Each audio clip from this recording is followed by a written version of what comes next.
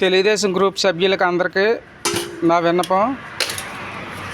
ఈరోజు తెలుగుదేశం నమ్ముకొని ప్రాణాలు అర్పించి సుందర్ విజయ్ కుమార్కి ఓట్లేసి గెలిపించినందుకు నాకు జరిగిన శాస్తి ఇగో ఇది చూడండి. నా ఇల్లు, నాకు ఇల్లు లేదు.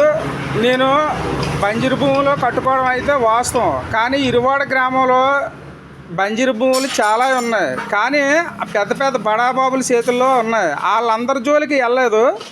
కేవలం నన్ను టార్గెట్ చేసి మా ఇల్లు తీస్తున్నారు. కాబట్టి ఇది జనసేన ఎమ్మెల్యే సుందర్ విజయ్ కుమార్కి చెందుతుంది. వైసీపీ ప్రెసిడెంట్ ఇరువాడ సతీష్కే చెల్లుతుంది. ఇదిగో చూడండి భయ్య.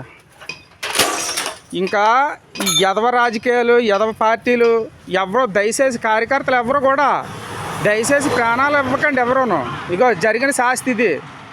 ఎవరికైనా రాజకీయ నాయకుడికి ఎవరికైనా కొమ్ము కాసి చేస్తే ఆ యదవలంతా అంతే ఒకటే. మోసపోయేది మనమే మోసపోతాం. వాళ్ళు అప్పటి వరకు అది పీకేస్తాను ఇది పీకేస్తాను అలాగని చెప్పి ఇవాళ మన్నా పీకేస్తున్నారు. వీళ్ళు పీకేస్తున్నారంటే మనం ఎంత ఎర్రబాగులలో ఆలోచించండి. ఇది నా ఆవేదన. ఇందులో తప్పులున్నా రైట్ ఉన్నా నాకు ఏం చేసినా పర్వాలేదు, ఎక్కడికి వెళ్ళా పర్లేదు, ఏం చేసినా పర్లేదు. నా బాధ, నేను రాయ కూడబెట్టుకొని ఇటుకు కూడబెట్టుకొని కట్టుకునే ఇల్లు ఈరోజు ఒక క్షణంలో ఇదిగో కుక్కలని తీసుకొచ్చి మొత్తం తీయడానికి రెడీ ఉంచారు, బయటకు పడేస్తున్నాం. దయచేసి అందరూ ఎవరైనా ఇది అధిష్టానం దృష్టికి వెళ్ళి ఈ కంప్లైంట్ని హైలైట్ చేసి దీన్ని కాపాడారా తెలుగుదేశం కార్యకర్తలు ఎవరైనా నిలబడతారు.